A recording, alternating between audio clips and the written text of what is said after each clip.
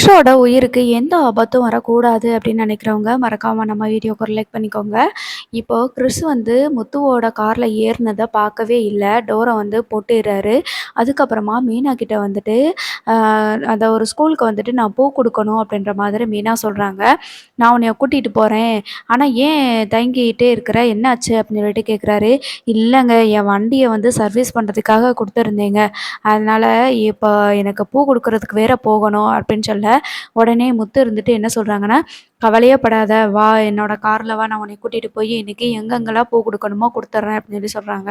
அதுக்கு மீனா இருந்துட்டு, "என்னங்க நீங்க இப்படி சொல்றீங்க? அதெல்லாம் வேண்டாம். உங்களோட வேலைய கெடுத்துட்டுலாம் வர வேண்டாம். நான் எப்படியாவது போயிடுறேன்" அப்படின்ற மாரி சொல்றாங்க. "அதெல்லாம் இல்ல மீனா நீ எனக்கு சம்பளம் கூட குடுத்துக்கோ சரியா?" அப்படின்னு சொல்லிட்டு கார்ல கூட்டிட்டு போறாங்க. அப்பதான் வந்துட்டு ஒரு இடத்துல, என்ன எல்லாருமே கார வந்து நிப்பாட்டி என்னமோ செக் பண்ணிட்டு இருக்காங்க. என்னன்னு சொல்லிட்டு கேட்குறாங்க. யாரோ கார்ல டெட் பாடிய வச்சுட்டு சுத்திட்டு இருக்கிறாங்களாம்ப்பா, அதான்ப்பா அப்படின்னு சொல்ல, உடனே கார வந்து செக் பண்றாங்க. அப்ப ஓப்பன் பண்ணும்போது உள்ள கிறிஷ் இருக்கிறான். "சார் இங்க தான் சார் இருக்குது" அப்படின்னு சொல்லிட்டு சொல்றாங்க. "இங்க என்ன இருக்கு?" அப்படின்னு சொல்லிட்டு வேகமா மீனாவும், முத்துவும் எந்திரிச்சு போய் பார்க்குறாங்க. அருண் வந்துடுறாங்க. அருண் வரவுமே 2 பேருமே "வசமா சிக்குனடா" அப்படின்னு சொல்லிட்டு பார்த்தா கிறிஷ் இருக்கிறான்.